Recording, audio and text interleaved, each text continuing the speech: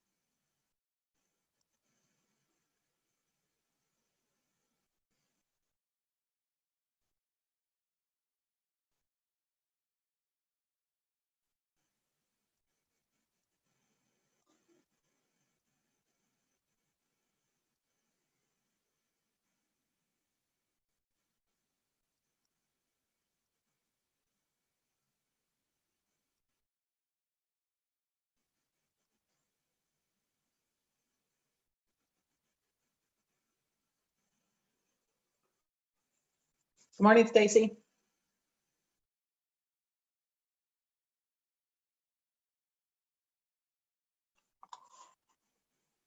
Good morning. Hi. Which Stacy is this? Stacy Robinson. I did not register. Oh, that's fine. You don't have to. Okay. Here, I'll let you see me. I was just took it off video because I was doing other things and I was just going to listen. Okay. This is my first. Oh, I'm sorry. I got my. I forgot I had this on my face. Okay. This is my first Ignite meeting, so I was just going to kind of listen in and see what's going on. Okay. All right. Well, we'll wait a couple minutes to see if anybody else comes in. This meeting is called Win with Sellers. So are you just brand new to real estate? I'm a year in. A year in. Okay. So have you done any transactions? I've done 3. I had 3 buyers. 3 buyers. Okay. So no listings. No. Okay. All right. So why don't we give it just a couple minutes, because then if it's just going to be you and I, then I can kind of tailor the message directly to you, since you just have not any listings, and then we'll go from there. So let's just wait another minute or two to see if anybody. I don't know what the average attendance has been this week on this program. Okay.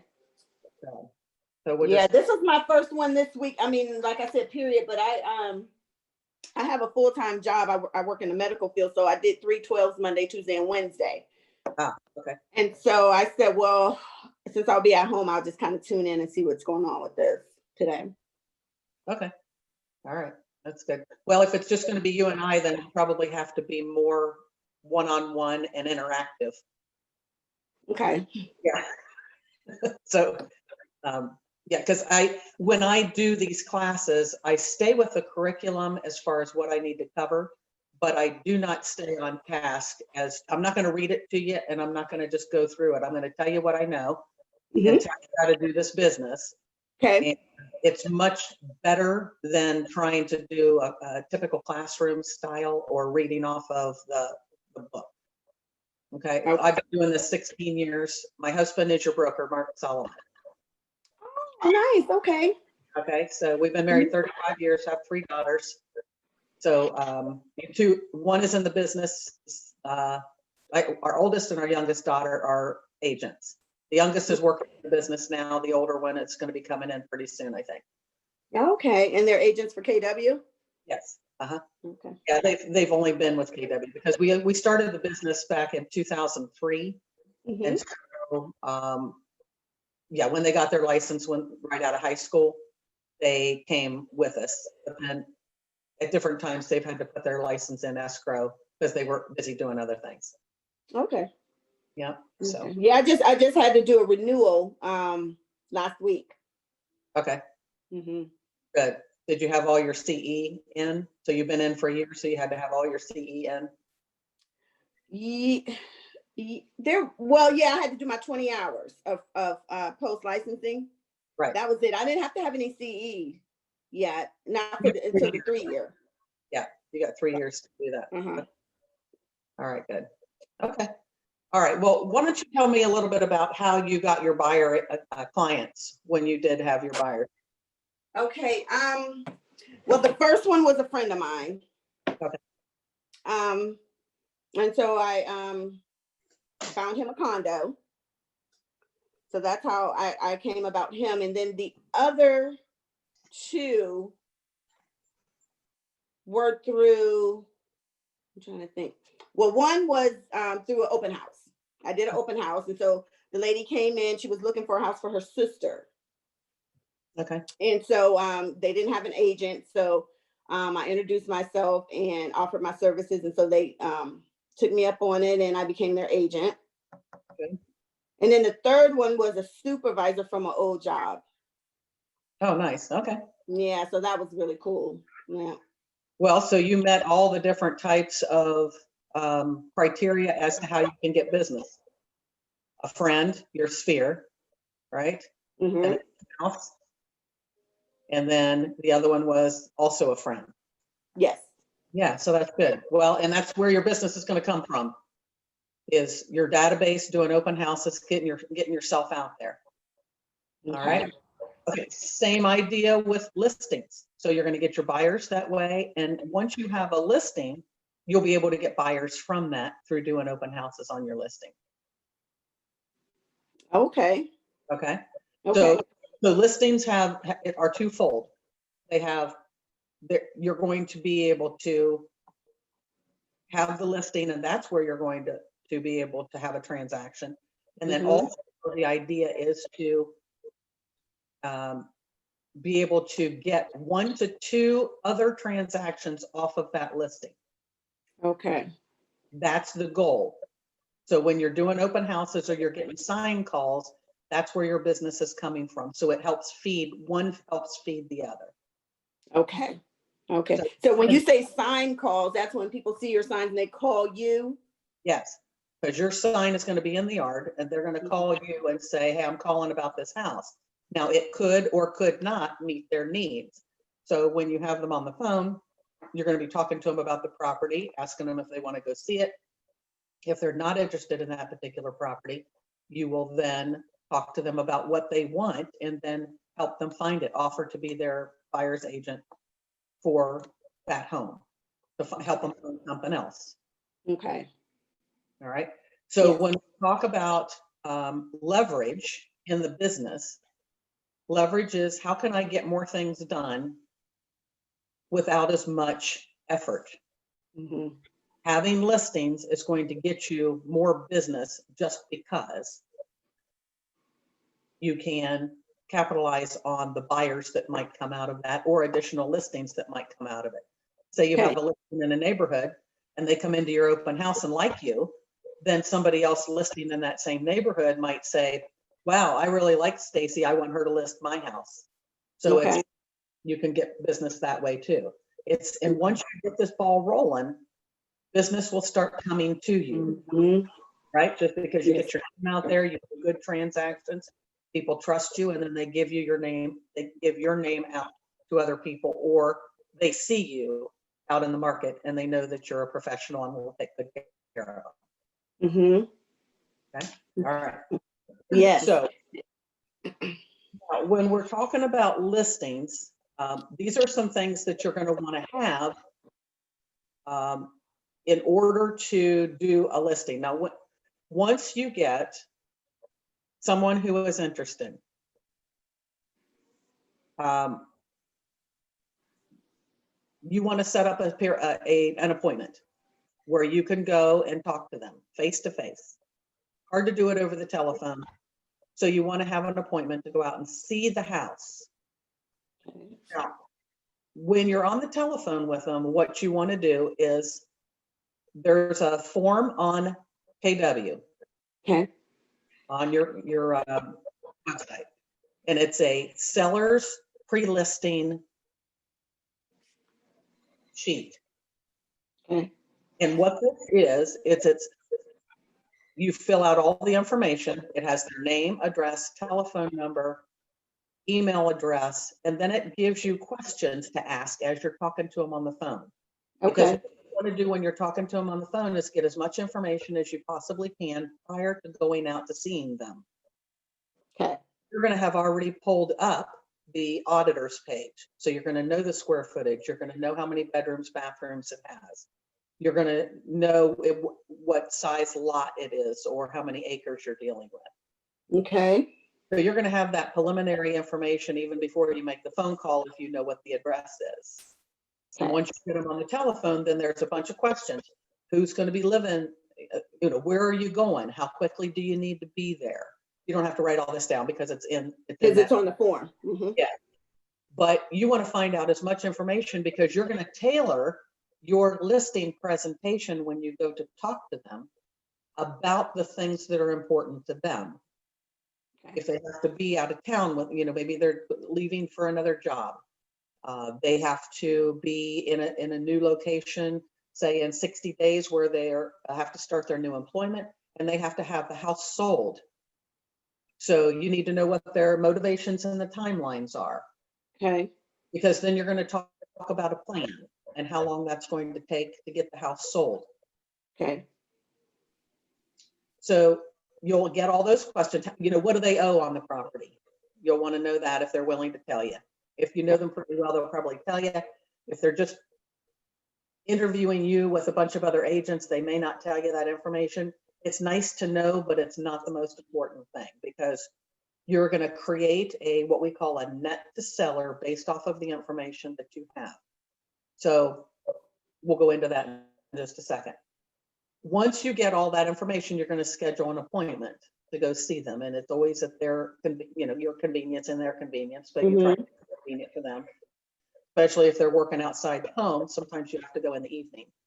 If that's the case, because it gets dark at 5 o'clock, I would make it a point to drive past the house in the daytime so that you can see the neighborhood and you can see what the house looks like on the outside. Hard to do that in the dark. Okay. Okay. You won't be able to get out of the car and walk around the neighborhood unless it's, you know,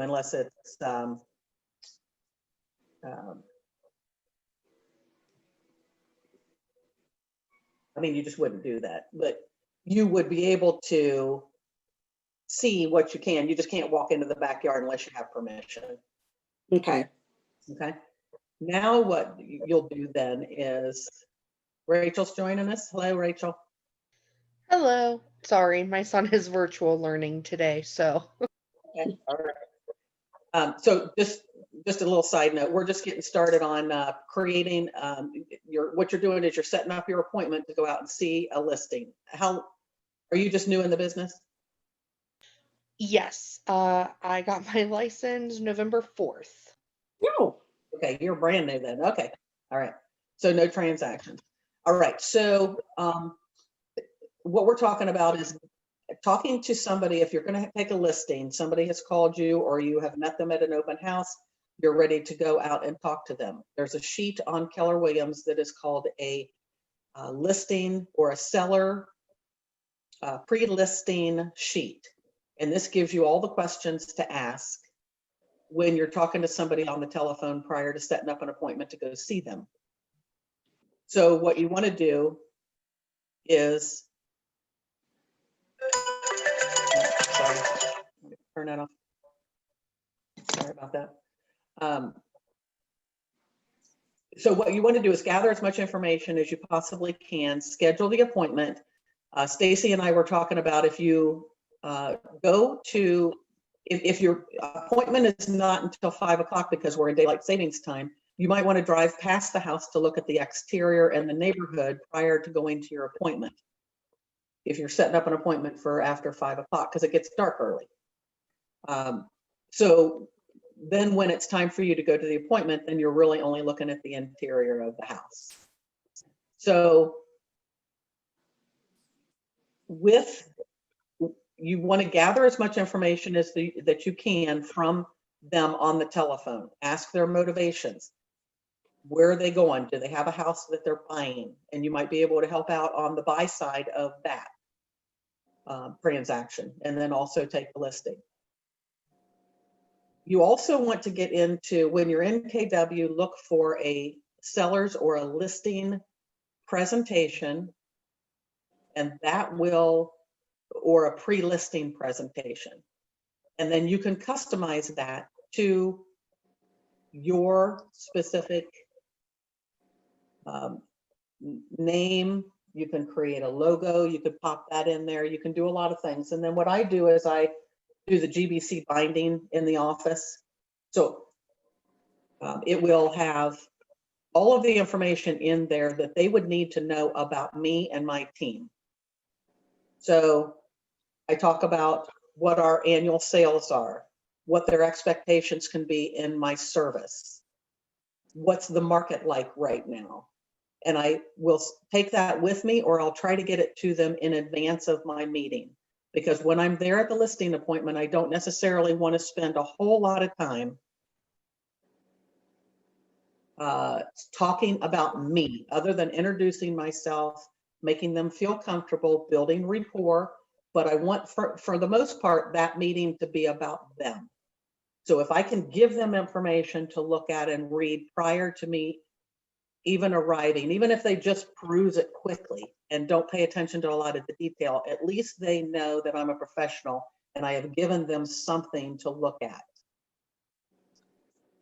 I have had clients, I have won listings because I come prepared with paperwork, a listing agreement ready to go. I have come with a net to seller. I have the pre-listing appointment in my hand, and I am ready and I'm asking them questions. I have had other sellers, when I've gone to them, if I've been in a competitive situation where I'm up against 2 or 3 different agents, it really all depends on who they feel is going to do the best job for them and who they get along with. This is a relationship business. And if you go in and you're not prepared and you don't have paperwork with you and are ready to have that conversation and ask a lot of questions and know and sound like you know what you're doing, they will go to the next person. So it's important that you go prepared. I have a question. Mm-hmm. I actually do have my first listing. I had the listing appointment yesterday. But where do I get the net to seller form? I work with my title agencies. So I have Northwest Title is who I work with all the time, and also Chicago Title. And you can get on their website, log in. You might have to create a password, get on there, and then you can create a net to seller and then print that out, print a copy for yourself and a printer for copy for them. And then you'll take that with you. So if you need some instruction on how to do that, come into the office and somebody will show you, or I can show you if I'm in the office, on how to get that. So because the title company is the one that handles most of the fees, and they're the ones that are going to be creating the closing disclosure and representing the title insurance, they will prorate all of the taxes, and they will figure out what the seller can expect based off of the information that you fill in on that net to seller. But I'll tell you what, I have won more listings just by having that, because the seller wants to know, what am I going to walk away with? They want to know how much money they have to go to buy the next house. And that's a reality. If you go in and normally what I'll do is, if I don't have that with me, just on the rare occurrence that I didn't print it out or I didn't have enough information to work with before I went on the listing appointment, you can calculate about 8%. If you just take 8%, multiply that by the sales price, that will kind of give you a roundabout number. So you got 6% for your listing fees, 6%, and then 1.5 to 2% will be your closing cost and any fees that the seller will have to pay, minus any of the fees that the buyer might ask them to pay, which might be seller paid closing cost for the buyer. Okay. Okay, thank you. Yeah, so go to title companies. I was able to give her kind of, that ballpark estimate with, the percentages taken out, and let her know that, I will get her that net to seller as soon as I could. I just didn't know how at first. Yeah, that's fantastic. Thank you. Yeah. So if what because you're in the business, what I would do is, what I have learned, I've been in this business 16 years, Mark, just in case you don't know, Mark, your broker, Mark Sullivan, is my husband. So what I have found to be very helpful is you can't give business to everybody that wants you to work with them. It's the vendors, your affiliates. So you kind of have to pick and choose the one that you like and stick with that. When I first got in the business, we were dealing with a lot of different title companies, anybody who asked us to give them title business. And the title is directed by the seller. So when I go out on an appointment, I either work with Northwest Title or I work with Chicago Title. And I've worked with both of them for 16 years. I have relationships with the people in the office.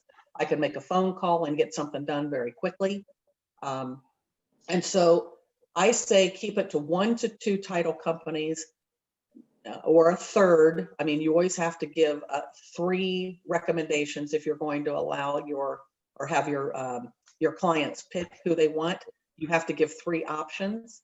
So I would find 3 different companies in inspections and title and mortgage that you want to refer business to. If you give out too many names and you're working with too many people, it's too hard to keep track in your head of who's working on this deal and who's working on that one. So if you eliminate it down to 3, and I would interview, since you're new agents, interview people, and they'll go buy you a cup of coffee, whatever, meet them at the office. Just start establishing some relationships with your vendors and affiliates that are going to help you in this business. Just a little side note also, sometimes those companies will also help you if you wanted to send out a postcard campaign. Sometimes they'll help you with some of those expenses, or they will print them for you and then give them to you, and then you can send them out. So they can help you with database management, postcards, net to sellers, anything you need, they're willing to help you because they want your business. And so there's lots of different types of marketing campaigns that they can offer to you. And that's a whole nother class. Okay. All right. So, sorry, I didn't turn it on. Okay. Next. All right. So you have the appointment. You have your pre-listing packet that you got out of KW that you can customize.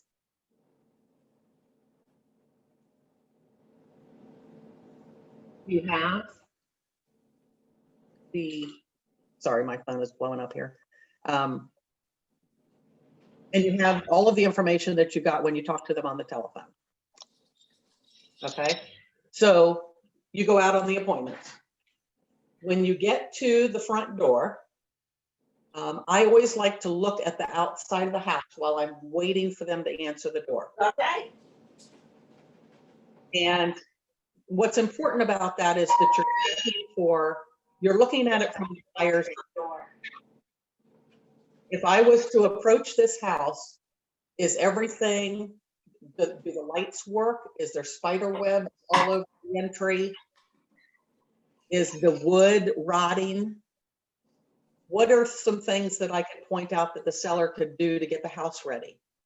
Because you're looking at it again from the buyer's perspective. If I was a buyer looking at this house, what types of things would I want to have? What I want to have repaired on this house, because it'll show up on the inspection anyway. Mm-hmm. So of course you're going to greet them at the front door. Of course, we're wearing masks always. Make sure you're using your CDC guidelines. They may not want you to touch certain things.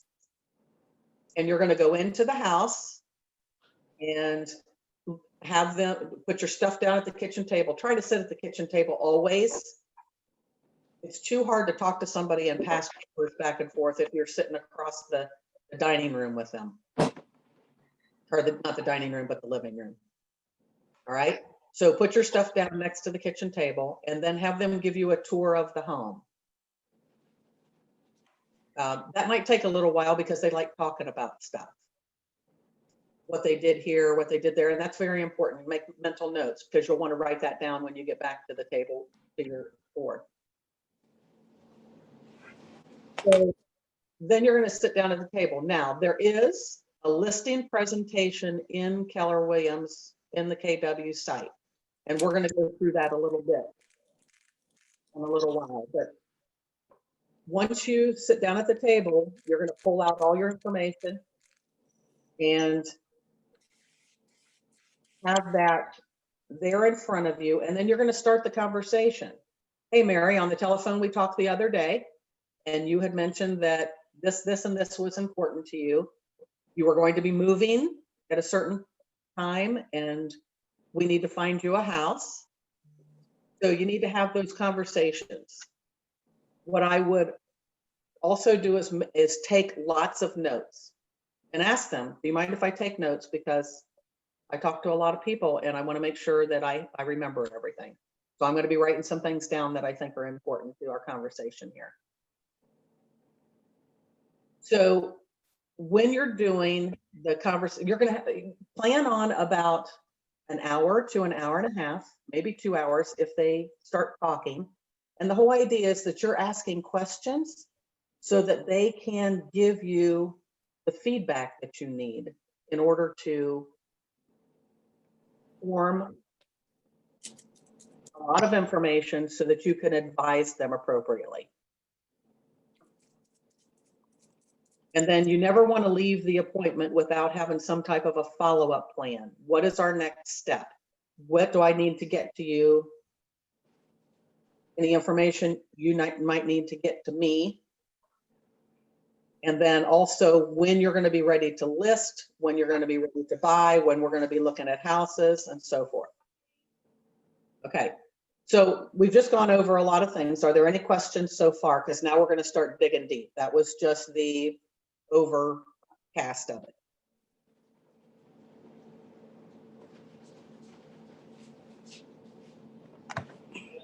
Right. Okay, so now, Olivia and Rachel, did you do any classes prior to this? Yeah, I've done a couple, and I've done I did day 1 of Ignite as well. Okay, Yeah, I've taken all the Ignite classes so far. so far. Okay, so this is day number 4 then for everybody. Okay. All right. Were you able to do the activities that were requested for those first 3 days? Looking at your sphere, looking at your database. Yeah, Were you able to do all that? Okay. continually, yeah. Okay.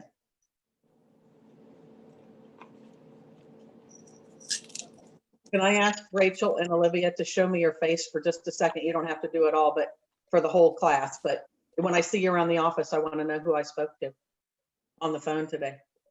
There's Olivia. Hi. Where you at, Rachel? Just for a second, and then you can go back if that's more comfortable. There's Rachel. Hi. How are you? Okay. All right. So what we're going to do now is we're going to talk about we're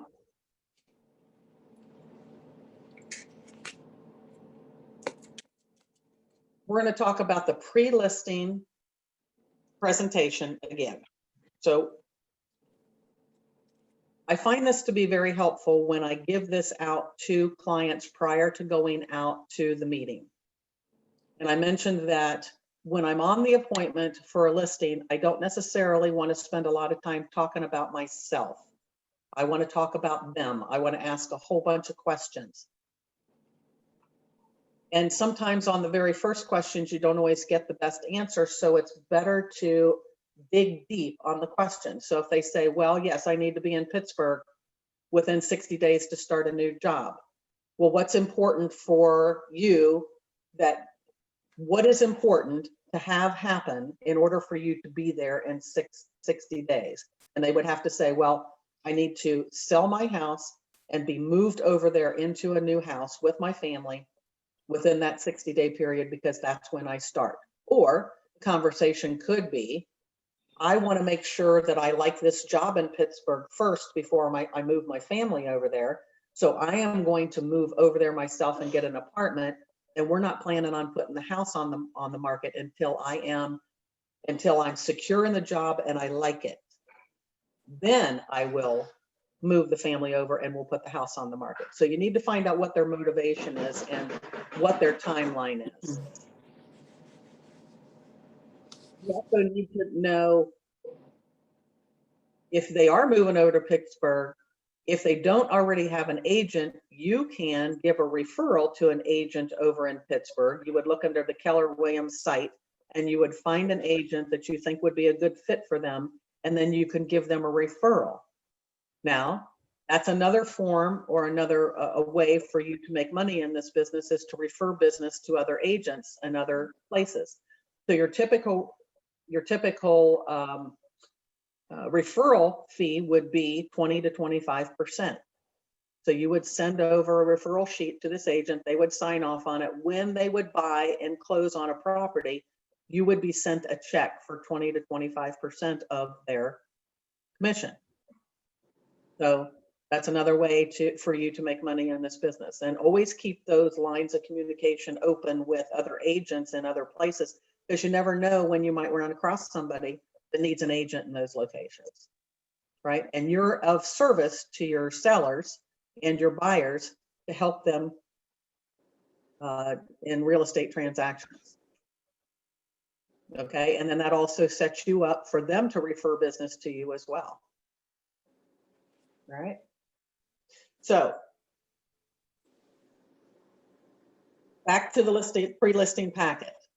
So if you get into the KW pre-listing packets, it's about 15 pages long. They've done some rewrites on it, but get in there and you can copy it into, say, a PowerPoint presentation, and then you can get in there and customize it to what you want it to say. Some of the data in there you may not need or want in there. So get in there and then you can customize it the way you want. All right, let's see here. I have two laptops going, one with the curriculum and one with you on the Zoom call. So I got two things going on here. That's why I'm looking off to the left here. All right. So when you're looking at listings, focusing on listings is a major benefit. So listings provide more exposure. Advertising your listings gets your name out there in a big way. So when they see your signs going down the street, people will call you just because they saw your sign in a particular area, because they're looking for people who know the neighborhood and if they see a lot of your signs, then they know you do a lot of business. So it's important that you have really good looking signs when you put them out in front of the houses, and that you go past them often and make sure they're not laying down in the middle of the yard. Give you an example. There's a house down the street from me. They're asking $1 million for it. The sign has been laying in the yard for 4 weeks, laying down in the yard. The seller did not go out and pick it up and put it up. And I'm like, well, you're the best kept secret. People are not going to see that your house is on the market if the agent hasn't gone by there, pick the sign up, or the seller doesn't go out and put the sign back up. So it's kind of odd that price point and the sign, which is the most basic way to advertise your home, isn't even being seen by anybody driving down the road. All right. So make sure that happens. Also, listings bring buyers. Stacy and I talked about this earlier. Even if the buyer does not choose this property, they may be interested in other properties that you have listed, or other properties that you can show them that are listed by other agents. And then listings are also time leveraged. So on average, you can close in between 2 to 3 seller listings for every 1 buyer listing. Wow. So, yes. So if you, like Stacy and I were talking about earlier, if you have a listing, which is what you want to go for most, you can be a buyer's agent all you want, but if you have listings, the buyers will come from the listings. It makes it a lot easier if you have listings and you're getting buyers from open houses, from sign calls, from people in the neighborhood, and then they see your listings out there. Okay, so all right, now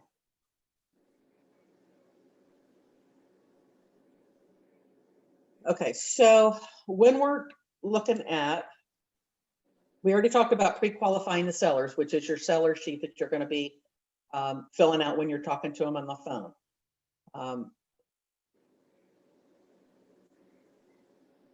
And pre-qualifying the seller. So you're going to avoid wasting your time, you're going to make sure that you get all the information up front. And then when you go to see them, then you're having a second conversation about what you have already learned about them. Okay. Some of the other questions that might be on the sheet is, how'd you hear about me? That's important to know as you're working through this business, is where's your business coming from? And as you start developing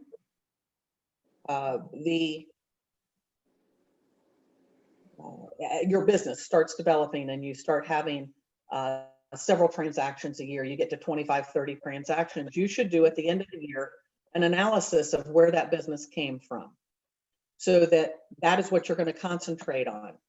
So there's probably 15 to 20 different ways to get business in the real estate industry. And not everything works for everybody. So you want to pick your 5 best resources for getting your business. And that's what you want to concentrate on. So because I've been in the business so long, I have a pretty healthy database. So I have in my team, I have an admin. So I'm the lead listing agent.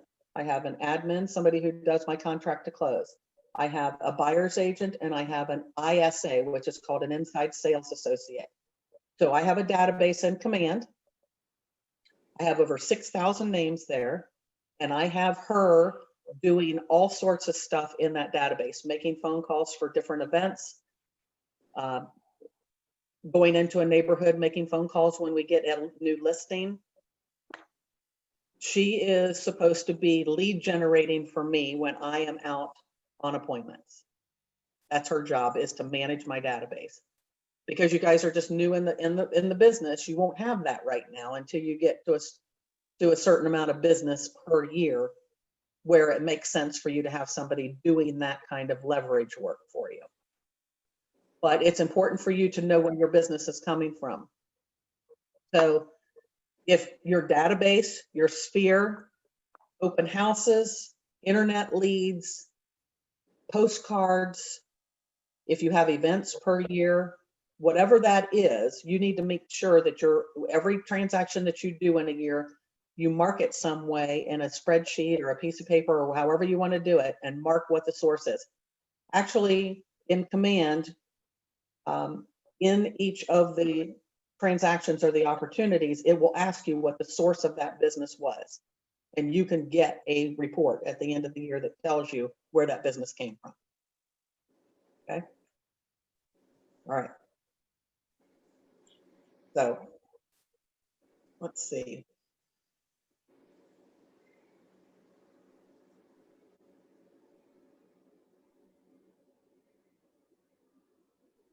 I'm looking through some of the pages that appear into the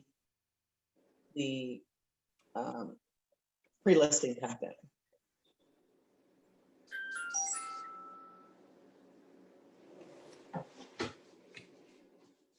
Okay.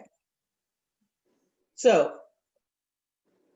I know I'm jumping around a little bit here, but when I teach, I don't necessarily stay with a certain criteria. I like to hit a lot of different things because certain things pop into my head that I think are important for the moment. So I just kind of go that direction. When you're talking to somebody about how to price their house and how to stage their house, something that you might want to consider is you can take a class and be a certified stager. It takes about 8 hours. But then you can call yourself a certified stager. So I am a stager, and I tell my listings that if you list with me, I stage for free. Excuse me. All right. Now, I stage myself the smaller homes or the ones that only need a little bit of work. I hire a stager, a professional stager, if it's going to require furniture, rental, large furniture moving, taking down wallpaper, painting, anything that's going to require a whole bunch of stuff. I have the seller pay for a stager. Otherwise, I can go in and move smaller pieces of furniture around. I can move accessories. I can bring accessories in just to make the house look more appealing. So if you have a house that you're going to be listing that doesn't have anything in it, you might want to, like I just did one a condo over on McNaughton Road for $285,000, had nothing in it. So I took a lot of white bath towels.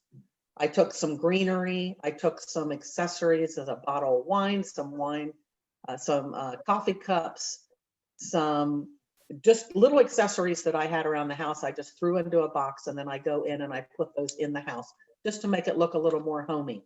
So it's not just a blank slate. Okay, so then I decorate the bathrooms, I decorate the kitchen. Those are the most important things. And then at least when the photographer comes, they have something to take a picture of instead of just a blank house. All right, so you might be able to do that too. Staging is very important, especially in photos. Photos is your first impression. If the house doesn't look good or it's not appealing, people are not going to look at it. So you need to make sure as the listing agent that you make the house look nice. And sometimes you just can't. And so you have to work with what you got. And sometimes the sellers won't allow you to make any changes to the house. And so then at that point, you have to decide whether you want to take that listing. If it's going to sell, if it's going to remain on the market and be a problem, you may not want to take it. As new agents, you're going to take everything that you can possibly get. Being in the business and doing the volume that I do, I can be a little bit more selective about what I want to take and what I don't want to take. If I feel like it's going to be a problem, if I feel like it's just going to be a tough listing and I'm going to carry it for a while, sometimes I'll decide not to. All depends. I make that decision when I'm there at the house talking with them. And that's not an unusual thing for people, for agents to pick and choose what they want to work with. So, okay.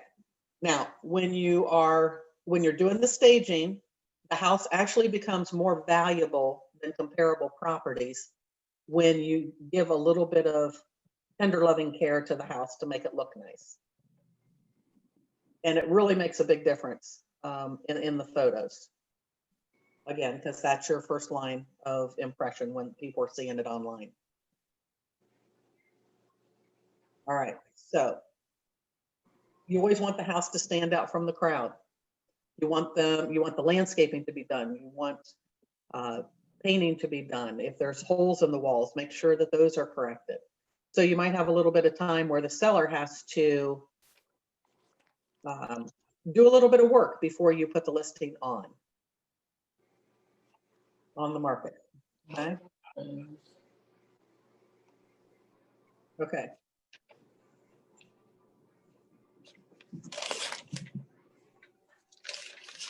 When I'm at the listing table or at the seller's table and I'm talking to them about what's most important to them, I want to know a couple things. First of all, I want to know what's important to them when they're looking for an agent. It's not always going to be the same from one seller to another. So what's most important to them? Do they have a certain communication timeline that they want to work within? Do they want an agent that knows the neighborhood? Do they want an agent that is a single agent instead of having a team? Some people, and I'll just touch on that for a second. Some people like to deal with one person, and that's fine. But other people would like to work with a team, because if the one person happens to go on vacation or isn't available, then the team is available to take care of whatever needs to be taken care of. So as a single agent, you're going to have to sell that they will get your undivided attention and that you will be available to them when they need you. Now let's kind of go down a little bunny trail on that too. When you're in this business and you have a listing or you have buyers, you're going to have to decide how many hours in the day that you want to work. When are you going to answer your phone? Are you answering at 10:30 night if they happen to text you? You know, some people will turn it on at 9, turn the phone on and be available from 9 until around 7 o'clock. And then after that, it's family time. I happen to do that on some evenings, but when I get phone calls from clients, because I tell them in my team, you'll always be talking to me, but you will be talking to my team that does my contract to close or my paperwork in the office, but you will always be in contact with me, so that they feel like they can contact me. And I tell them, if you have a question at 8 o'clock at night, go ahead and text me. If I can answer it, I will. If I can't, then I'll get to you the next day. And so that's what people like, is that I'm available. Do I turn the phone off and not pay attention to it for a while? Sure, I do. But it's important that you also have a family life. Make sure that real estate doesn't run you ragged. So you kind of have to set some parameters and some expectations with your sellers. Okay. All right. Going back to this. What prior real estate transaction experience have you had? So you want to find out, have they bought and sold before? Have they, are they investors? Have they sold by themselves before as a FSBO or a for sale by owner? So those are important things to know, because you want to know what their experience is and how much hand-holding, for the lack of a better word, that you're going to have to do, because some people are going to be more educated in the process than others. If it's first-time home buyers, you're going to have to talk to them a different way than you would if somebody has bought and sold 5 different houses. Okay, so you want to know that. Also, how would you like to be communicated with? Some people only want to do text. Typically, your younger crowd, they don't necessarily want to have a telephone call. They want, or, they'll do email and they'll do text, but they don't necessarily want to, talk to you for everything, and that's fine. So now, and you might have some seniors that don't do text, don't do email, and they have a flip phone.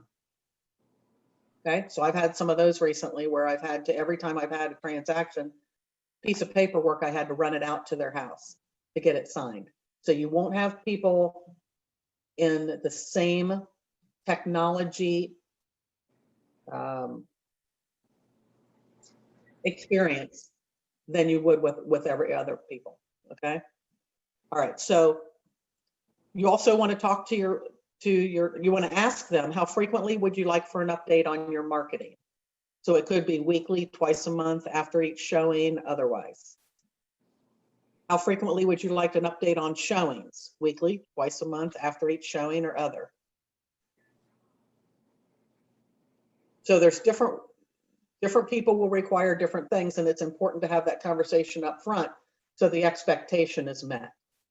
And they're not expecting you to follow up with them every day, when your expectation is to call them once a week to give them an update on what's happening with the listing. Okay. All right. So another page in the pre-listing book is, what about me? As you as the agent. So what you want to share with them is as much information as you want to share, because this is a relational business. People want to know about your family. Sometimes they want to know how many years you've been in the business, what kind of market do you work, what areas of town do you work in. You don't have to give a lot of personal information if you don't want to. But for me, I think it's important that I talk about Mark and I as a couple. I talk about my relationship with the market center. I talk about that I have 2 daughters that are licensed agents too. I talk about that I have, where we live, that we live out in Blacklick, and that I just built a house, especially when I'm talking to somebody who wants to build a house.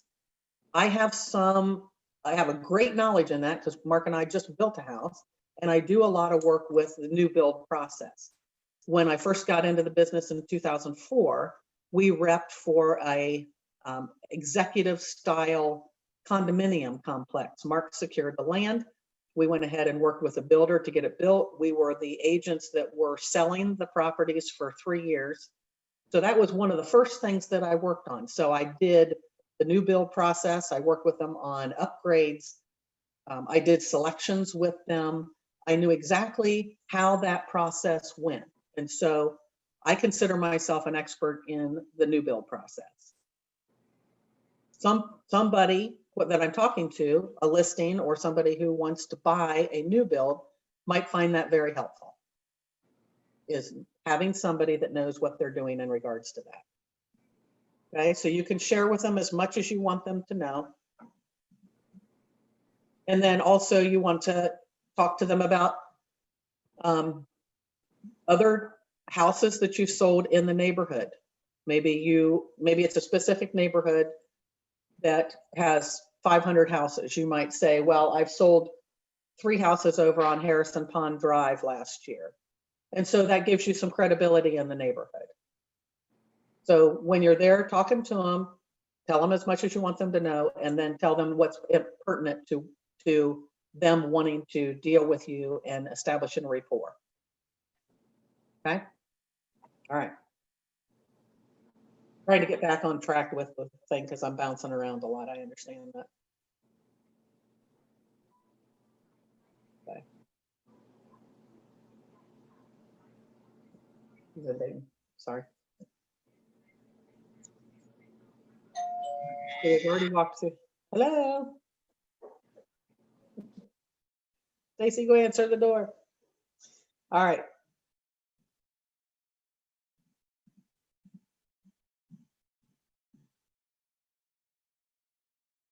Okay, so we're talking about one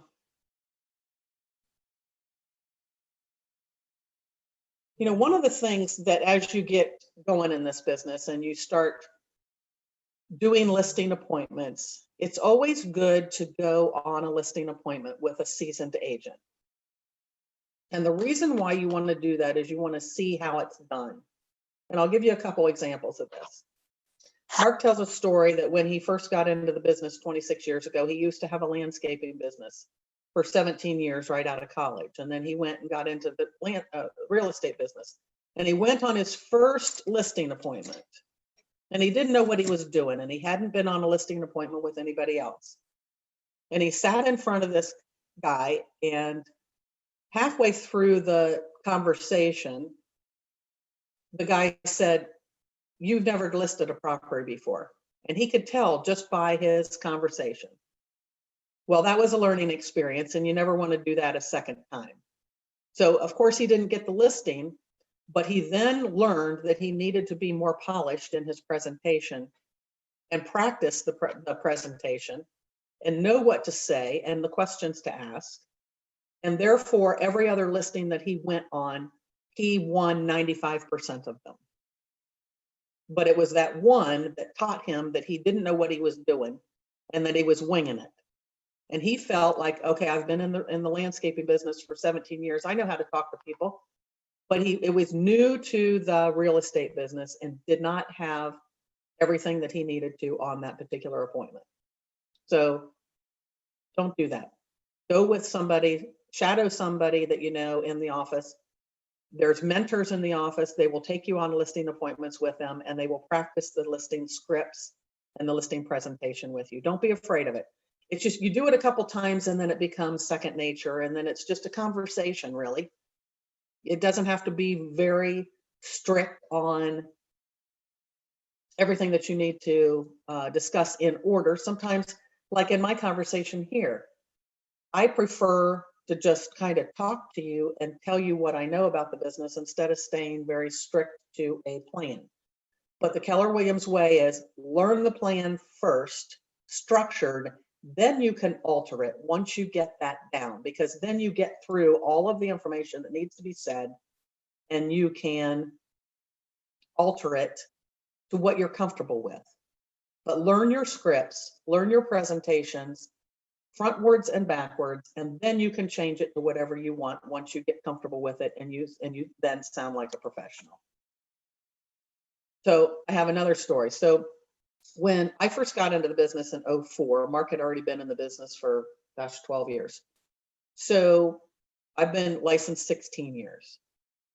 When I would go on listing appointments with him, he was doing residential at the time, and he would take me on listing appointments, and I would just kind of hang back and listen to what he was saying, be very cordial with the client, walk through the house with him, do what we needed to do, and sit down at the table. And pretty much I was quiet that whole time during the presentation, and I let him do it. Then after about 4 times going on listing appointments with him, I then started talking a little bit more because I felt more comfortable. And then all of a sudden, I was doing all the talking.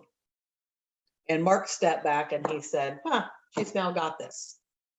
So now I do all the listing appointments for residential. He is now, about 8 years ago, he stepped into the commercial side of things. So I'll go on listing appointments for houses under 100,000, and I go on $1 million listings.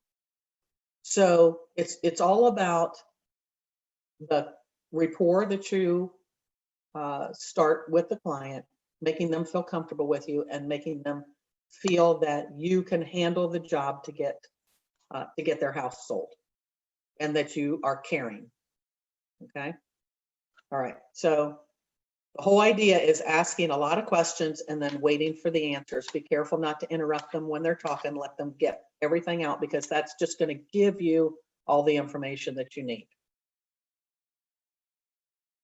So you want to listen more than you talk. You want to confirm that you understand what they're saying. Don't assume that they already know something. They understand what you told them, but they don't always express their opinions or feelings. So you need to ask for clarification.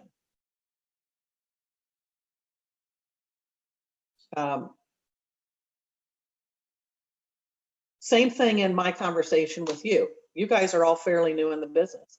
I might be saying things that sound like French to you. Some of the words that I'm using that you may not have learned in class.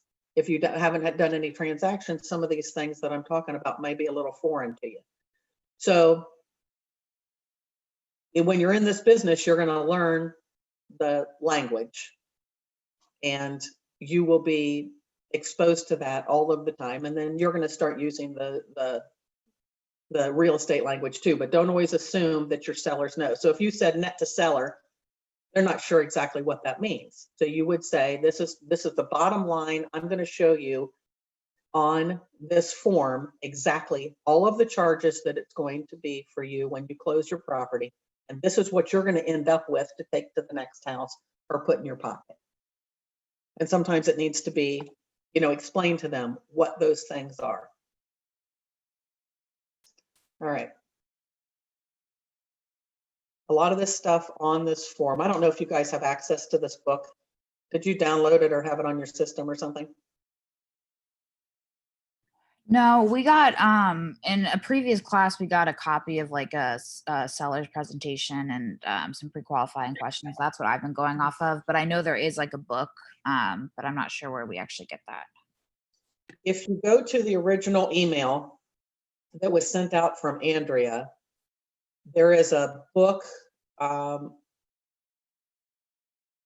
when I got into it, there was several different choices, but it is a booklet, and I don't know how many pages. I'm on 5 of 42, and it goes through everything that we're talking about today. So if it's Ignite 4, Class 4. So you can look for it later, but that's just what I'm going off of for today's class. It's an email, you said? It's an email that came from Andrea talking about Ignite. Okay. And then in one of the links, it gives you access to get on KW, and it gives you where you can print out the different things. So it's Win with Sellers. Okay. And that's what I'm going off of today. So it's good information. Thank you. Mm-hmm. Okay, so it's 11:03. We're going to go until 12. Does anybody need a quick break, or do you want ready to keep going?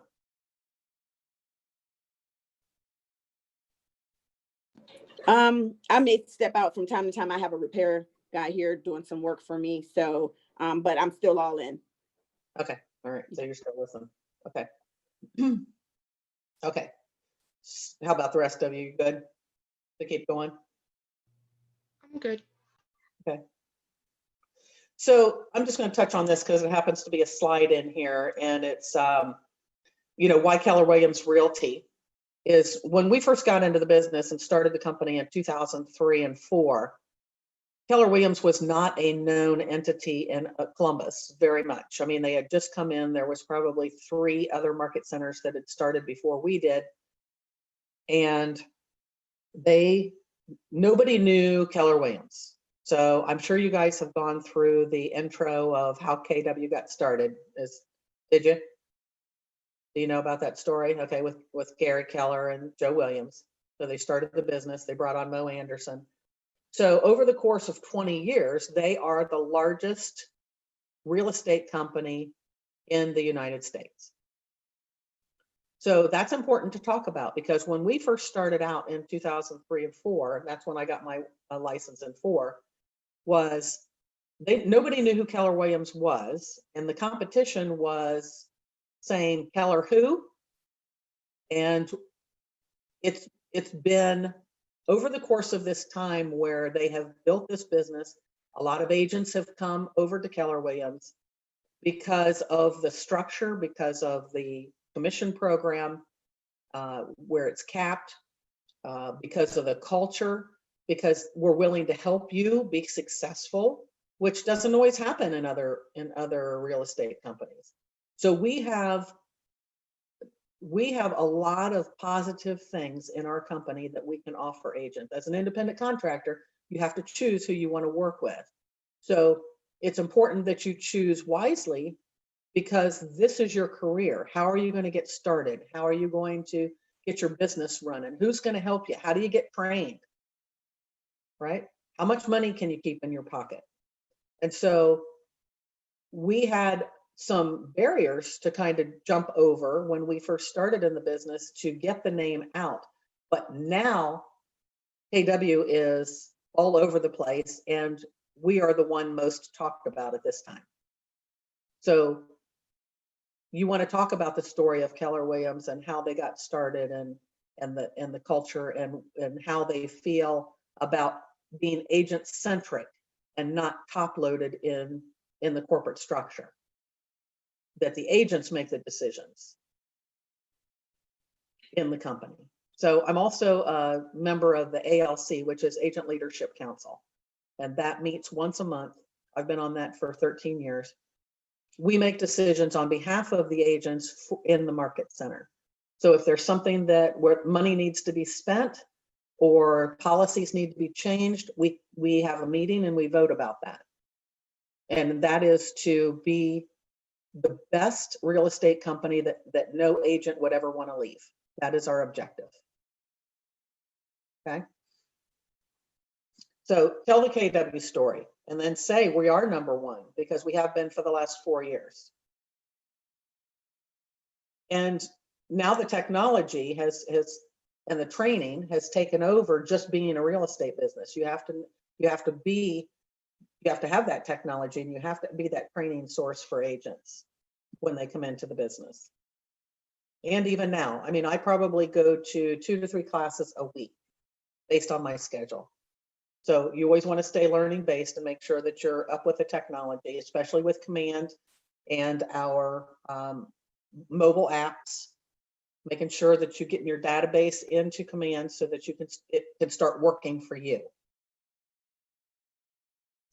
All right, let's move down here on the sheet. Kind of already touched on what you get from me. Okay. Now I talk to my sellers and buyers, really. And I'll tell you, 62% of my business is referrals and past clients. That was my aha this year. Last year, when I did my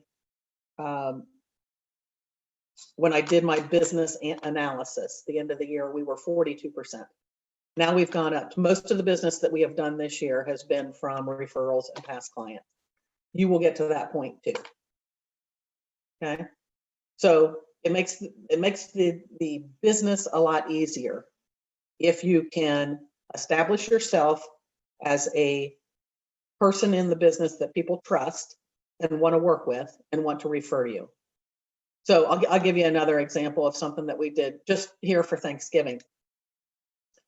COVID has gotten everybody stuck inside and everybody's afraid of the virus.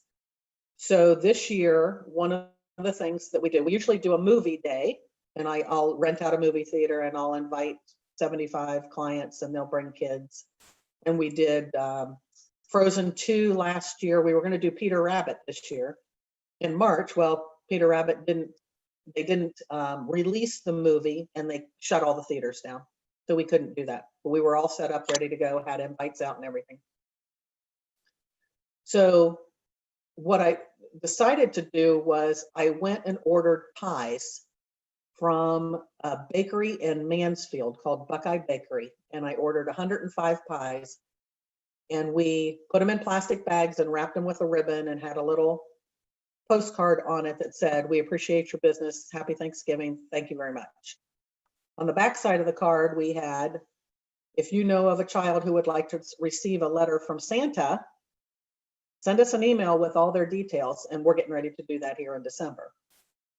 So through my past clients, we delivered all of those pies. I had 6 of us. We delivered everything through a route and gave pies to all of our clients, all of our past clients. So that was a good touch. Whenever you're talking about your database, you want to touch them with a phone call, with a postcard, with something. So everybody was grateful. Everybody texted me and said, "Thank you very much," or emailed us and said, "Thank you very much." I ended up getting 2 calls from 2 clients that said, "We don't like our house, we're ready to move." So out of that campaign, I've already gotten 2 leads to go out and get more business. Okay. So when we do now I have my ISA on the telephone, and even though we put the cards in the Thanksgiving pie bag, she's on the phone making calls to everybody saying, "If you would like a child that you know to get a letter from Santa, send us an email." And so if they didn't see the card or they haven't activated, she's on the phone this week making calls to every single one of those people and getting names and numbers. And even if they don't have kids or they don't have grandkids, if they have a neighbor that has kids that would like to receive, send us their information and then we'll send that child a letter. So that's another touch. You can't necessarily be in front of somebody, but I can get something to them that has the same effect. And once, if it's somebody that we don't know, where they're going to give us information about a child that needs a letter next door, I'm going to have their information to add them to my database. Do you see how that works? So what your mission is in your business is to acquire as many people in your database that you possibly can and stay in touch with them. And therefore business will come to you because you are top of mind awareness. Okay. So start building your database and your list of people that you're talking to, and it'll just bloom like a flower. Things will start coming your way. Okay. Questions on any of that? Now, what I always say to my clients also is that your needs always come first. If you need something, you call me. It's not about me when I'm in front of them on the listing. It's not about me. It's about you. My job is to make sure everything goes smoothly for you, because I want you to tell your friends and family about me, and I want to work with them too. And I say that right up front. I want to be your realtor for life, and I want you to refer me to your friends and family and anybody that you know. Okay. All right.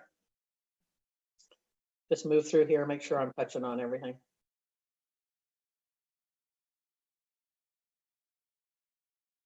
Okay.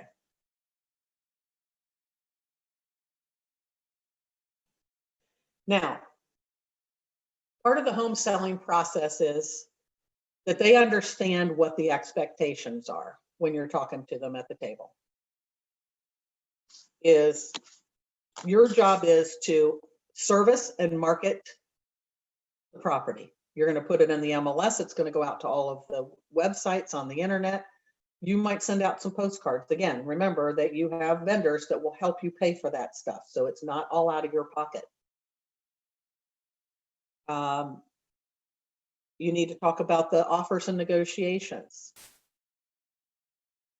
You want to talk to them about you are working for them. So they are the boss. If they want to make a certain decision, you're going to advise them, consult with them, and then ultimately is their decision on how they want you to handle stuff. I always tell them I will not be telling anything to the other agent that we're working with unless I get your approval. Because sometimes in negotiations that could be a problem. You can talk too much. And then the other agent uses that against you in the negotiations. Let me give you an example of that. Let's say that, okay, our couple is moving to Pittsburgh. They want to be out of there in 60 days. If you start spilling that information to a buyer's agent that's going to be buying one of your listings, they might feel that the seller is very motivated and will sell the house for less money. So you want to feel out the situation first and see where they're at and how they feel about it. And usually what happens is my clients will say, I trust you to share as much information as you feel is needed to get the job done. And so I tell them, though, if there's something pertinent, I'm not going to share it unless I ask you first, because sometimes it could change the negotiations a little bit. All right. So you don't always want to lay your cards out, is what I tell them. Okay.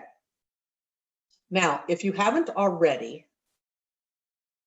in your other classes, you're going to be learning this, but I like to touch on it a little bit just so that you know how to do it. Now, Stacy, since you've done some transactions already, you probably have a checklist of your contract to close process. And if you don't, there's one in the office or someone will give you one. You can find it on command.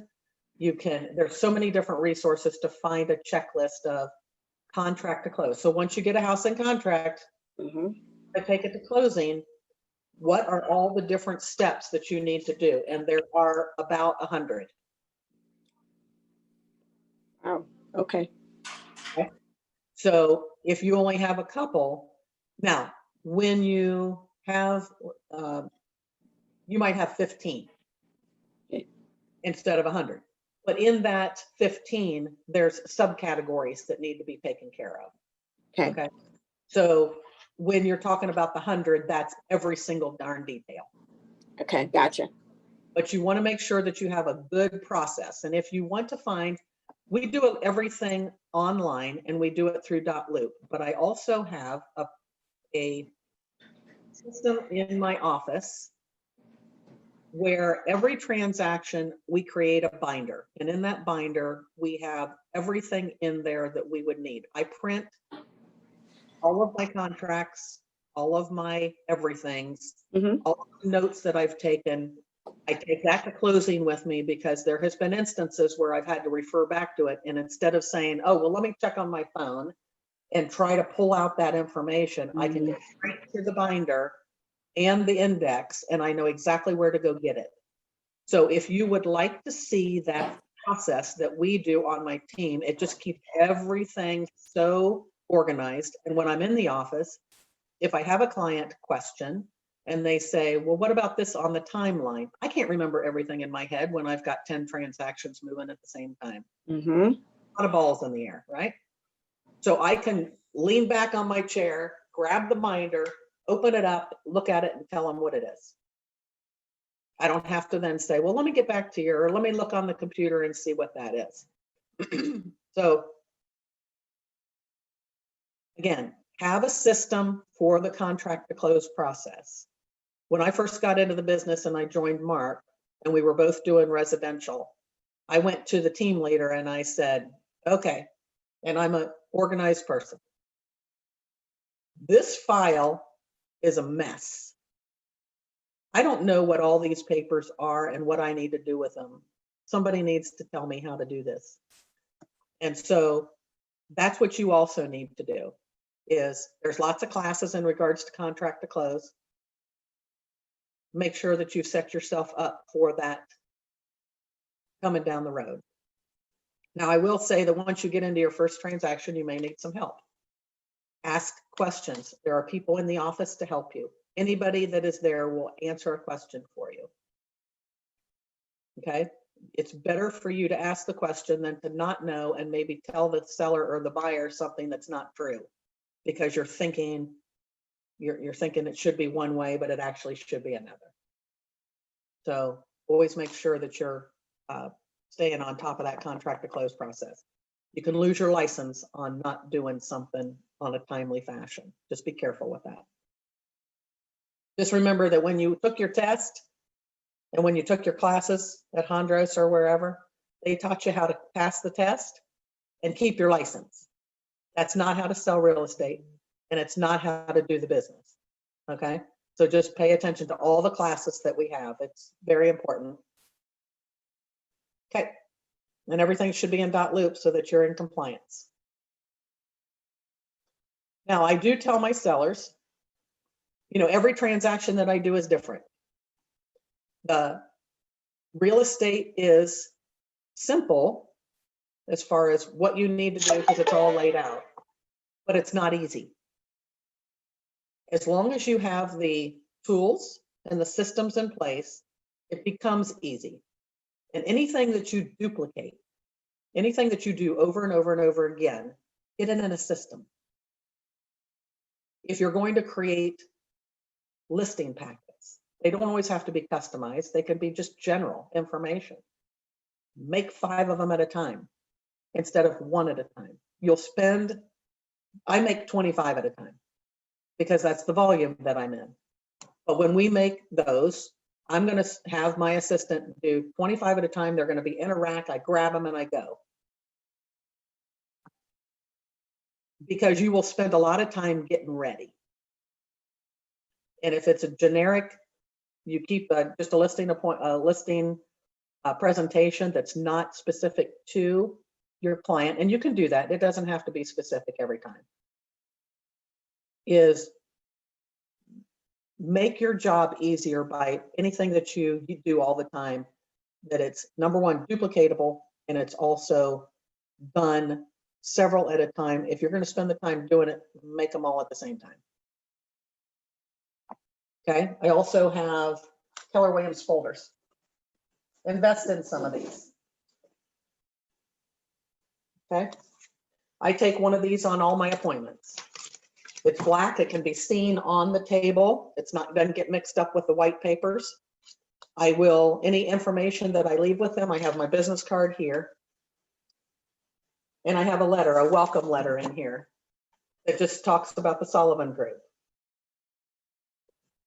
And I leave that with them with any papers that I have. If the letter is the only thing in this folder and I don't leave anything with them, that's all I leave. But anytime they get anything from me, they're going to put it in that folder. Okay, you can buy them from the front desk or you can order them from KW. Okay, I have a question, Ann. Excuse me, yes. Okay, so the welcome letter, did you customize that yourself or can we get that from the front desk as well? They should have it on KW as a welcome letter. Okay. But I did create it a long time ago. Okay. And it's just generic information, so it doesn't even have a name on it. It just has, welcome to the Sullivan Group. This can be your expectation for how we work. You're always at our top priority. If you have any questions, make sure you give us a call, things of that sort. Okay. But there is a welcome letter in the KW site that you can get. Okay. Okay. All right. Ultimately, you know, when we talk about transactions with our clients, we want to say every transaction is different. Some of them go really smooth. Some of them have a couple hiccups. My job as your consultant and as your professional real estate agent is to be the problem solver. So if there's things that I can do behind the scenes, I will do. If I need to consult with you on certain things, I will. But my communication is going to be with you, and then I'm going to be working with all of the players, the title company, the lender, the inspector, the other agent that we're working with. And so I'm going to pull all of this together to make it very easy for you. If there's a challenge, and I need a decision from you, we're going to discuss it. I'm going to tell you, I'm going to lay it all out for you. And then you might ask me my opinion, and I'll consult with you on what I think is the best move. Okay, but the whole idea is that what you want to do is have this go to the closing table with the least amount of hassle in the shortest period of time. Okay. All right.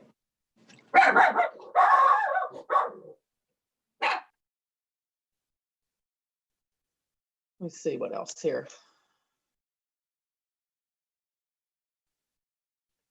Okay, so I always talk about with my clients when I'm there, either talking to them on the phone prior to the listing appointment or sitting there at the table, is there are 3 factors that are going to help yourself get your home sold. One is the condition of the house, marketing of the house to buyers, and then also pricing the house right. So what I'm going to do is, when I'm there at the table, I'm going to bring with me a CMA, a comparative market analysis. And this is going to talk about all of the properties that have sold that are in comparison with their home. There's a whole class on this. But what I'm trying to do is get a comparative number of houses that are either in closest to square foot, age, number of bedrooms, bathrooms, and lot size. So now I'm also going to do a CMA for the listing. And if they're buying, I'm going to do a CMA on what they're buying to make sure we're not overpaying for it. And as you guys know, this is a seller's market and everybody's overpaying for everything. But they're also selling for a lot more too. So what I want to do is create a realistic expectation for them on price. When you're in this business, because you're dealing with appraisers, when you have a financed transaction, you always have to be concerned about what is the appraiser going to appraise the house at. Do I have enough statistics and comps to support the price that I'm going to ask for the house? What you don't want to do is price the house way up here and the market rejects it, meaning that you don't get any offers on the house. You don't get any showings on the house. So you want to price it where the appraiser is going to appraise it. If they have special things on the house, such as an outbuilding, or they have a second garage, or they have a finished basement, or they have a pool. Right now, pools are hot because people are staying home, so they got to entertain the kids. Can't go on vacation, so let's get a pool in the backyard. Let's buy a house that has a pool in the backyard. I'll give you an example of that in a second. You need to compare with the appraiser, because if you sell the house up here and the appraiser comes in here, you've got a gap. So the buyer either has to be willing to meet the gap and pay the extra money if the seller doesn't want to come down in price to the appraised value, or you might lose the transaction because the buyer walks away because the seller is not willing to negotiate. Okay, does that make sense to everybody? Okay. So what I tell my sellers is it's important to price it to sell. The longer the house stays on the market, the lower the price is going to be. So right now in the seller's market, houses are selling within hours, sometimes only a couple days. If a house has been on the market for more than 10 or 15 days, at this point, it didn't used to be that way. In a buyer's market, a house could be on the market 30 to 45 days and we didn't think anything of it. Now we're in a seller's market and there's so low inventory that the house goes out within a couple days. And for pretty significant negotiations where they're willing to waive remedies, waive appraisal if they can, or they're willing to make up the difference in cash on the appraisal. So they're trying to, because a lot of the houses now are going out in multiple offers, a lot of people want the house because there's no inventory, they're willing to overpay for them. So I like to set the expectation with the seller of what I think the house is going to sell for. And I'll tell you, I've been surprised in this market. I'll give you an example. Over in my old neighborhood, there was a house that had a pool in the backyard. The house was real cute. It was a 4-bedroom, 2-story, had a sunroom, had a finished basement. It was adorable. The house, we priced at $585. We had an open house. This was in June, so we met all the CDC guidelines. We had 29 groups of people through the open house. That was 82 people that showed up. I had a line going up the sidewalk. It was hard to control. I had everybody sign in on my open house, so I was able to get back to them. We had 6 offers. All of the offers, now my asking price was $585. All of the offers came in over $605. Now my seller was real happy, right? And they were waiving all sorts of stuff, waiving appraisal, waiving remedy. They would have an inspection to make sure the house was good, but they didn't ask for anything to be fixed. It had a pool in the backyard. That's what attracted everybody to this house. That's why we had so many showings. That's why we had so many offers, is everybody wanted the pool because it was June and they could use it for the rest of the summer, not have to worry about taking their kids on vacation when they were out of school. And so that's how that went. So to give you an idea, sometimes the market will surprise you about how high the buyers are willing to go. But you want to price it right so that you get the action. Because if you've been on the market for more than 15 days in this market, the market, meaning the buyers, are rejecting your price. So you're either going to chase the market down and start reducing your price, or you're going to have to do something to the house to make it more attractive. So within that first, it used to be 30 days, now it's 10 to 15 days. If you're not in contract within that short period of time, something's wrong. Because every house should be selling now. So when I have, let me just throw this in here as some education. I have a buyer who is FHA and doesn't have a whole lot of money to put down, and they want a specific neighborhood. And I have shown him 30 houses, and we've written on 10 of them, and he has lost every single one. And the reason why is because he needs buyer paid closing. He needs the seller to pay his closing cost up to $4,000.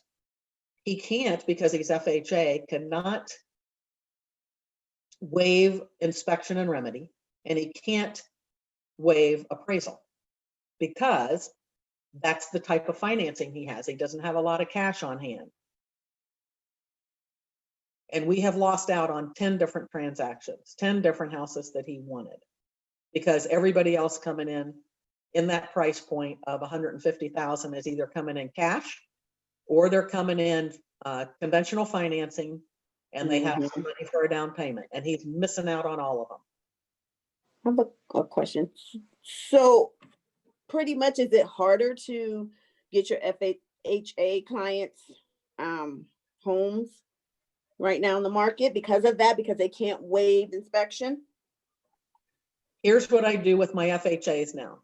We're looking at houses that have been on the market for 15 days Mm, because I know my competition is gone.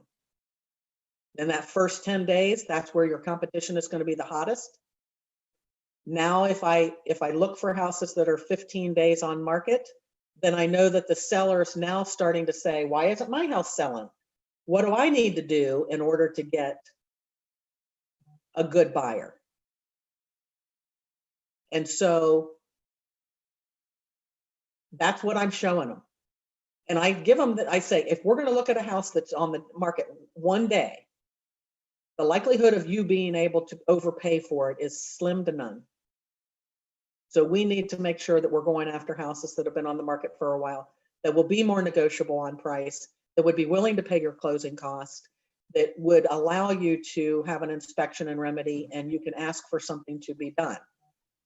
Otherwise, people are now stepping in there and say, I don't have to do all that stuff, so I'm going to take the first offer. hmm So there's either something wrong with location, the condition, or the price of the house. Those are the three things. Right. Okay. That's good to know. Okay. Yeah.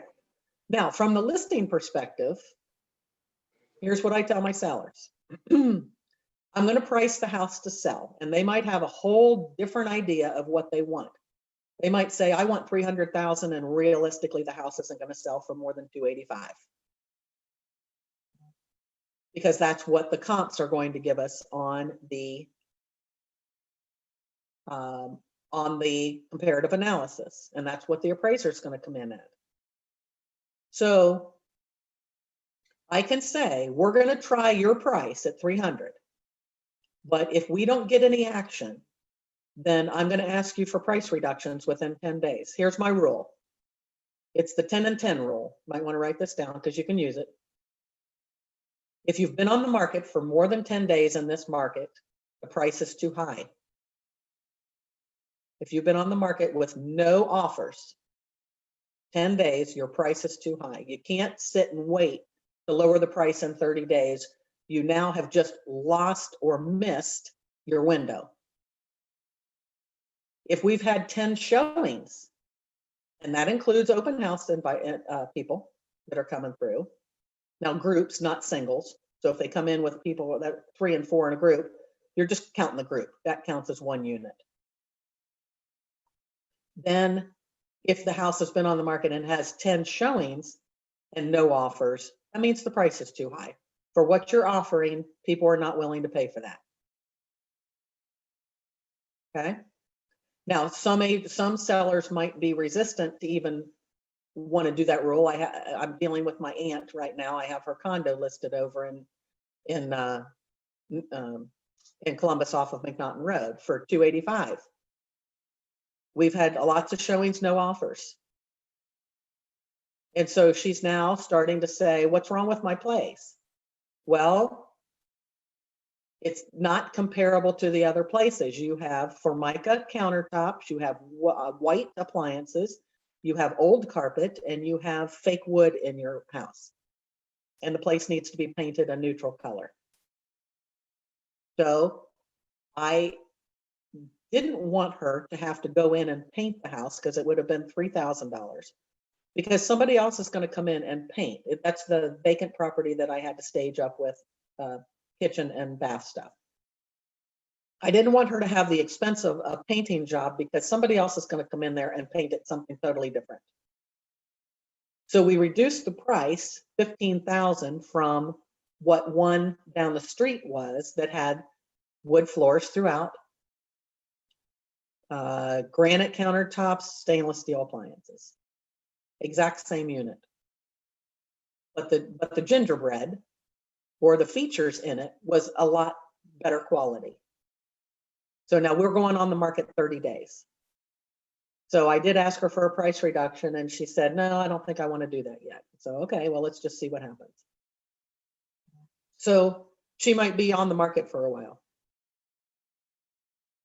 And we'll see about that. But you need to set the right expectation with the seller is 10 and 10. 10 showings, no offers, price is too high. 10 days, no showings, price is too high. And that's usually what comes out is you have to have that tough conversation sometimes with the sellers because they don't always, they think that, you know, what they have is fabulous and everybody should love it like they did. Buyers are pretty astute now. They're looking at everything on the internet. They are not wanting to do a whole lot of repairs. So when you're going to look at a house, you need to talk about what it is that they have to offer and how likely it is for someone to want to buy it, number one, and then also at the right price point. Okay? Any questions, comments about that? All right, let me make sure we're covering everything. Is I have one quick question. So typically, is it you keep it on the market for 30 days before you lower the price, but what you say is you're just like, if in 10 days it doesn't sell, can I lower the price to X amount? Yes, and sometimes what I've done also on the listing agreement is, and I have the paper there with me, that if we don't sell it, instead of me having to run all the way back out there to get a signature if they don't do dot loop, Yeah. I will have a price reduction sheet already filled out with the price that I think it should be already ready, and they sign it, and I don't execute that until we are ready. But I don't necessarily want to keep the house on the market 30 days if we're not getting the action and we're not getting any offers. Because right now there should be no properties that are sitting on the market for, gosh, more than 60 days at best. Got it. If it's priced right for what they're offering. Is that, so that's like an extra sheet that you have with the listing agreement? Mhm. Got it. Because I'll go in with my price and I'll say, okay, I think we need to be at 285. That's where it's going to sell. And then the seller will say, no, I want 300. And I say, well, I don't think we're going to get that. And then they'll say, yeah, but I want to try it. And then when it doesn't happen, then I say, okay, remember that conversation that we had when I came out to see you? I think our price needs to be at 285, and now is the time to do it. Because anytime that you're on the market longer, the longer the days on market, the less money they're going to get. Right. So I have another example. So same neighborhood that I just told you about with the 610,000 transaction. House next door, neighbor. He said, I want to put my house on the market. They had moved out, moved to another location in Pickerington. I said, this is a 4,500 square foot house, 5 bedrooms. It had a apartment off to the side with its own garage. I said, you're going to probably sell. This was 3 years ago. You should sell right at around 575. He said, no, I want 650. I had an appraisal done at 650. The appraisal actually came through and they comped an area across the street from us that was no way close to ours, that we shouldn't even have been comping it. The appraisal was bad, but he thought he needed to get 650. So we were on the market for practically a year. I kept asking for price reductions. So I brought him an offer for 575. He turned his nose down to it. He said, I'm not interested. I said, okay, this is your opportunity to sell it. You're living someplace else. You're paying the expenses on this big house that's sitting here and it's vacant. You have taxes. You got all you're paying for security. You're paying for your utilities. No, don't want to do it. Okay. So hired another agent. terminated my relationship with him, hired another agent. I had done open houses almost every weekend. It was across the street from my house. And I told him, this is where you need to be in order to sell this house. It was kind of vanilla on the inside, lots of oak on the wood. Countertops were not fabulous. White appliances, you know, the same idea. People want, if they're going to spend that kind of money, they want to have all of the nicer features. So he hires the other agent. He has it on the market for 8 months. It finally sells. $525. He wouldn't listen to me. And I couldn't do anything about it because he was bullheaded. But he lost 50 grand. And I might have been able to even get him an offer at 590. But he wasn't willing to come off of that 600,000, 625 mark. But the funny thing is that, and you'll find this as you're going through this business, is that house next door that I was talking about a little earlier with the pool in the backyard sold for 610, right next door to him. So that was a learning lesson for him. Unfortunately, he had to learn it the hard way, but he wasn't willing to listen. And you'll find that sellers don't always want to, and you're going to have to make a decision on whether you want to keep that listing or not. Did you terminate the agreement or did he? Well, the listing came up for, it was expiring, and he didn't agree with me. Okay. And we had a really good relationship with them. They were, I mean, we used to cut their grass for them. Mark would let them use the snow blower. He would go over and snow blow their yard when we had the house listed. We would let them use the mower. I mean, we were really good friends with them, and that happened. But I can't change that. He just was stubborn enough to, and it cost him money because he didn't listen at the very beginning. He was greedy. And that came back to bite him. And, you know, that's just some of the things that happen in this business. Is there's stories like that all the time where sometimes you have to be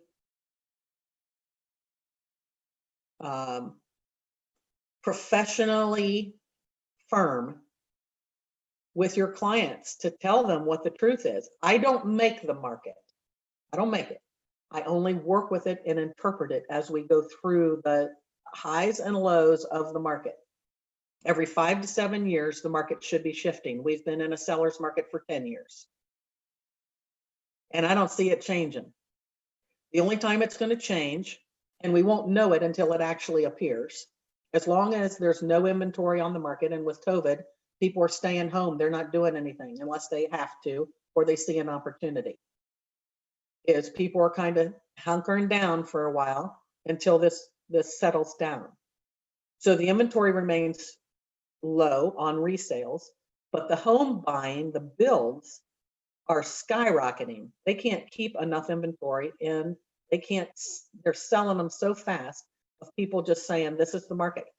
They're paying really high for them, paying top dollar for new builds in any home. So they're going to have to ride the wave of a buyer's market and get back into a seller's market before they can afford to sell it, or they're going to lose money. Okay. So again, we don't make the market. And I tell the clients that. I just interpret what's going on. I have to work with the appraisers and everybody to get this transaction done.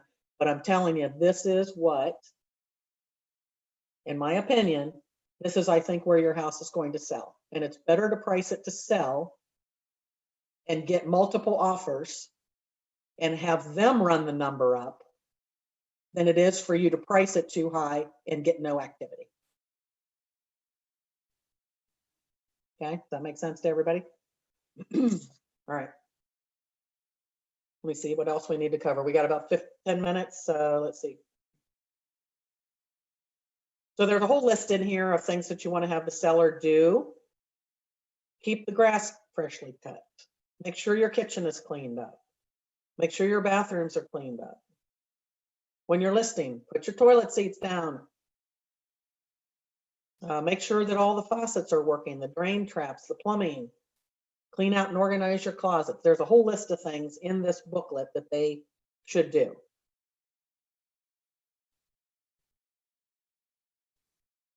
Let's see.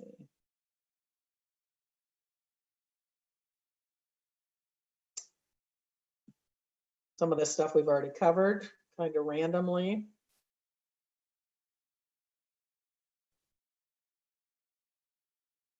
It's always good when you go on a listing appointment to have some statistics in your head.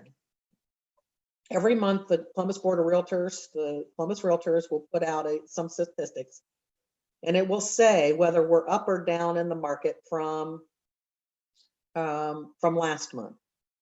And so it's good for you to have those little tidbits in your head so that you can talk about it when somebody asks you how real estate is. It makes it sound like you are paying attention to the market. So you can also talk about, Andrea puts out it's called the LORE report, which is Language of Real Estate. And she puts this out every month, and it's based off of the statistics from the MLS.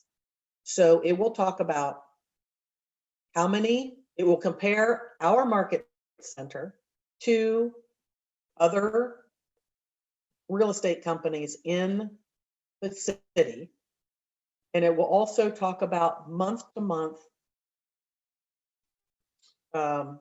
sales records. So it'll say we're up 14% from last month, which means she's getting the information on the 20th of December for November's numbers. Okay. But it's good when you're talking to somebody to say, yeah, we're up 14%, or we're down 3%. And my market center is up 15% from all the other market centers in Columbus. So get a hold of that paper. She could probably give you one from, if I'm not mistaken, it shows up on the Keller Williams intranet under documents. Do you know how to get in there? So on I think Rachel probably, when you got set up, she showed you how to do it to get into your system, look at the reports, and then pull that up and have that statistic ready. So when people are asking you about real estate or you're going on a listing appointment, you can talk about what that is, what those statistics are. It makes you sound like a professional, because you are, right? Okay, we talked about price to sell.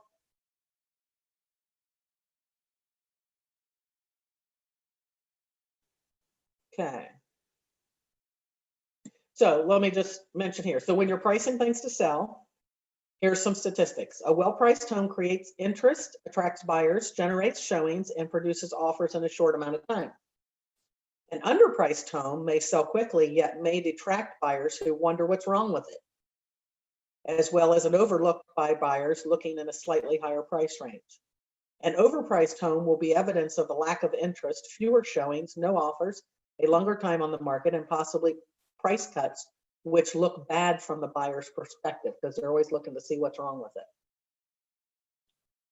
So you want to make sure you're pricing things right and do that through your CMA. And if you need some CMA help, there's people in the office that can sit down with you and create one. Okay.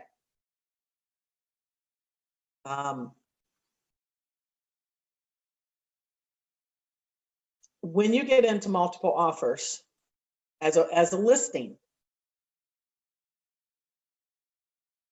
and you need to present these to your seller. I've had homes listed where I get 22 offers. Now, how do you weed through all of those details? It's hard. So what I did was I designed a simple little spreadsheet on Excel. I have things in columns, and on the side of the column, it says who the agent is, what their telephone number is, what the price was, all the details down on the contract. And then I do a net to seller to show the seller how much money that they will get out of that particular transaction. That's what I show my sellers. I'll take all of the printed offers with me, but I'm going to analyze those and tell them which one's the best one to take based off of how much they can walk away with. Because sometimes you can get into a higher priced one. Or if I feel like I have one going right now that they offered $20,000 over asking price on $15,000 over on the asking price, and was willing to bring money to the table, $10,000 over the appraised value. Now there's a problem with that statement, and I changed it in the contract. So it needs to read, buyer is willing to pay up to $10,000 over appraised value. Purchase price to not be less than list price. Okay, so let me explain that. So I'm not going to tell you the address or anything, so I'm not violating any confidentiality laws. Okay, so we were priced at 185. Buyer came in at 200,000 with a $10,000 appraisal that they would be willing to pay $10,000. So when I'm negotiating that contract, what happens if the house would appraised at 150? Our asking price was 189.9.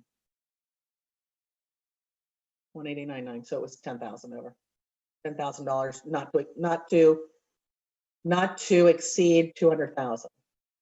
What if it would have appraised at 150? They would have been paying 160. Would have been $20,000 less than our asking price. So I said not to be lower than the asking price or the list price. So if the appraisal comes in at 185, they're still paying 200,000 because it has to be 10,000 over. Well, it would be 195. 195 comes in at 185. 10,000 over would be 195. Was that confusing? Let me do it again. House was priced at 189.9. Let's call it 190 for easy math. They said 200,000 is our purchase price, but if it appraises lower than the list price, we're willing to pay $10,000 over the appraised value. Okay. So if the appraisal comes in at 190, they're paying 200 regardless. If the appraisal comes in at 180, they're going to be paying 195.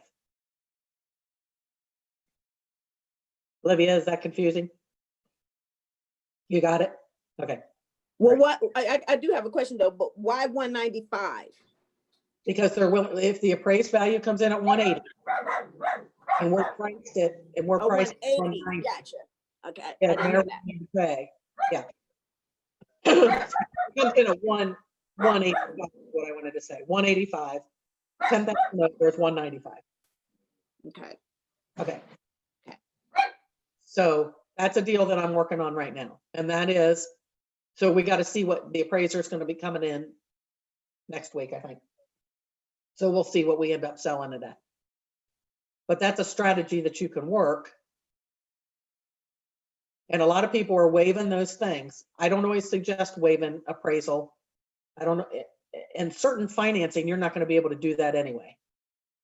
Because your FHA, your VA, you're not going to be able to waive appraisal or remedies, because there's certain things that have to be done to the house, possibly that need to be done in the VA. They don't have the money to pay for it. So, all right. So I'm going to open it up to questions. We got 3 minutes left. What are your thoughts? So in regards to at the beginning when you were talking about, the signs being in the yard, making sure, they're visible. So my listing is a condo, so I can only put that sign in the window. I can't have one in the yard. But, it's kind of set back with the garage being the leading part of the condo, how can I best market that beyond online to people, that may be driving by? That's a tough one, and it all depends on how the condo is set up. So is there a window over the garage? No. Is there a tree in front of the window? Let's say it backs up, your garage is here, your house entry is here. You just have to put it in the best window that can be seen. The only other option, and it might be picked up, the condo association might pick it up and destroy it, is to get a little sign that you can pop in the yard. Sometimes they're 18 by 24, sometimes it says condo for sale, and pop that right in the landscaping in the front. Sometimes they'll come around and pick it up, but there are different condos will have different rules as to how you can market, but most of the time it's just a single sign in the window. And you can't do anything about it. You just have to market it other ways. Okay. I was just wondering if maybe there was some trick to be able to kind of get it out there in better ways. I know that's a tough one, especially if they have like a tree in the front yard that blocks the front of the house, and then your sign in the window sits behind the tree. That's a real tough one too. So you just have to look at the front of it, see the best window to put it in. Everything is online now, so I would try the yard sign, but be prepared for it to be picked up. If you can put it in an area where it can be seen by people driving past. But, they have condo police, HOA presidents that drive around for violations. Hopefully they'll probably get a warning. The seller will get a warning.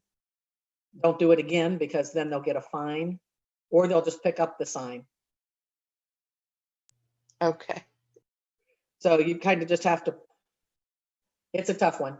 You just have to count on your internet, your Facebook postings. You just have to do that sort of thing in order to get more exposure out of it. Okay, that works. I plan on putting it on the MLS as coming soon to hopefully generate some interest and opening it up with an open house. So, yeah. Well, and let me just touch on an open house here. Sometimes you can list it on a Wednesday or Thursday and hold all showings until the open house. That usually will get a better open house, more people that come through, but also cause a sense of urgency and like a feeding frenzy with prospective buyers. Where if they have to wait to go see the house, then it causes more of a, oh my gosh, this is really great, and I need to go see it, and I need to write an offer. So you can do that. You can do this coming soon, and then you can change your showing date to be the date of the open house. okay, that's awesome. Thank you. Okay. All right. Good. All right. That's why I try to do these little tidbits on the side, and I don't stay with structure on my curriculum, because number one, I don't like to read off of the paper, nor do I want to follow the structure, because that's just the way I am. And I had a quick question. Yeah. First of all, thank you. This was very helpful, and I really like your style of teaching. Thank you. I had a question. So business planning, I know that's super important, just to like have a goal for a year and then work backwards in terms of like how many transactions then do you have to close, how much lead generation do you need, etc. And I've looked on the internet and I found like an old document from like 2016, but do you know if there's any, or do you use like an Excel document or something that helps you track your business planning? And then Yes. So I use, it is the KW version of the business planning, and it is an Excel version, which all you have to do is plug in a number, and it changes if you change it. I can either get that to you, or you can ask Andrea or Dela. Shoot a quick email to them, and then they can send you the link. Perfect. That'll be probably quicker than me, because I have to leave for appointments this afternoon, but if you want that. But that's a very good way to start your 2021 business. Know how many appointments you need, how many how many listings you need, how many buyers you need to work with, how many closed transactions, because not everybody you work with is going to be a closed transaction. You only get paid on the closed ones, right? Right. Right. So you can only count that business, but there's a certain percentage or a ratio that will get you to your goal. So if you wanted to make $100,000 this next year, you'd have to see a certain amount of people, you'd have to engage a certain amount of people in contracts, and then a certain amount of closings would need to happen. And the ratios based off of percentages will give you what those numbers are, which is very good. So I'm glad you're looking into that, Olivia. Yep. Yeah, do that business plan. That's important. Put it in a binder and you can look at it all the time and stay with your goals, because that's the only way that you're going to succeed in this business, is set up what you want to accomplish, pick it off, how to eat an elephant, one bite at a time. Mhm. Okay. Can't do it all in 1 month. So you need to get, every month you need to do a certain amount of activities that will get you to your goal. Yep. That's Yep. awesome. And your new agents, and you have a lot of potential, and you just need to stay with it. Never give up. Right? Is there a good email address for you that we could reach out? Sure. Sullivan@kw.com. Easy. Thank you so much. Yeah, you're welcome. Okay. Anything else? No, thank you so much, Ann. This was great. Okay, you're welcome. Hopefully it was entertaining and you got a lot of information out of it. I did. Yep. Yeah, I did too. Definitely both. Thank you. All right. Yeah, you're welcome. I don't teach like anybody else, but that's the way I do it. I think it works. Everybody seems to be happy when they leave me. Mm-hmm. Ask any questions that you have. Come to my office or call me on the phone or send me an email. I'm happy to help you. Sounds good. All right, Okay. thank you. Yeah, good luck. Okay, see you later. Okay, Bye. bye-bye. Bye-bye.